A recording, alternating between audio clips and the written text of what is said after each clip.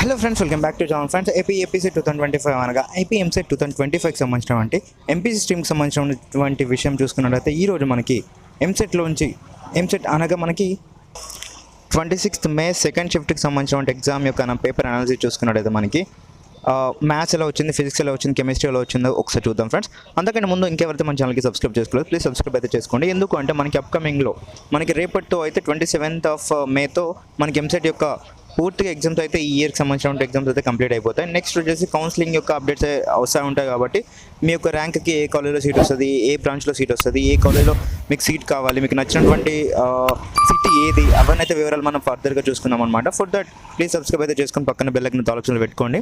And one more thing, ఇప్పుడు చూసుకున్నట్లయితే మనకి మ్యాథ్స్ ఎలా వచ్చిందంటే ఫ్రెండ్స్, టోటల్గా చూసుకున్నట్లయితే మ్యాథ్స్ అనేది ఈరోజు వచ్చేసి మోడరేట్గా అనిపించింది అనేది స్టూడెంట్స్ అయితే అంటున్నారు. మ్యాథ్స్ అనేది పర్లేదు, మోడరేట్గానే వచ్చింది. నిన్న మొన్న చూసుకున్నట్లయితే వెరీ టఫ్ అయితే వచ్చిందని చెప్పి స్టూడెంట్స్ అయితే అన్నారనమాట. ఎక్కువగా హై వెయిటెడ్ చాప్టర్స్ అయితే చూసుకోండి. And formula based and calculus part నుంచి అయితే ఎక్కువ క్వశ్చన్స్ అయితే వస్తున్నాయని చెప్పి స్టూడెంట్స్ అయితే అంటున్నారు. వేరే ఫిజిక్స్ వచ్చి చూసుకున్నట్లయితే ఫిజిక్స్ అనేది ఈరోజు చూసుకున్నట్లయితే వెరీ డిఫికల్ట్గా అనిపించిందని చెప్పేసి స్టూడెంట్స్ అయితే అంటున్నారు అనమాట.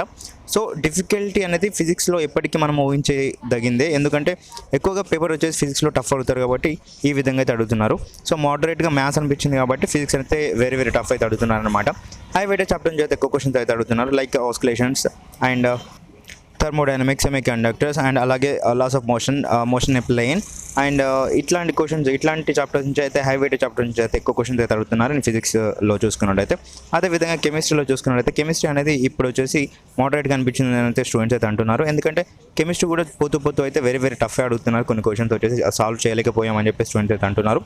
దాంతో చూసుకున్నట్టయితే మనకి ఎక్కువగా వచ్చేసి chemical equilibrium and solution, states of matter, అదేవిధంగా ఆర్గానిక్ కెమిస్ట్రీ నుంచి ఎక్కువ క్వశ్చన్స్ అయితే అడుగుతున్నారు కెమిస్ట్రీలో. నెక్స్ట్ షిఫ్ట్ వాళ్ళు ఎవరైతే ఉన్నారో వాళ్ళైతే ప్లీజ్ మీరైతే కొంచెం క్లియర్ కట్గా కెమిస్ట్రీ అండ్ మ్యాథ్స్ పైన ఎక్కువ ఫోకస్ అయితే చేసేసేయండి. ఎందుకంటే స్కోరింగ్ సబ్జెక్ట్ ఇవేరండి కాబట్టి ఎలాగో ఫిజిక్స్లో మనం చేయలేకపోతాం.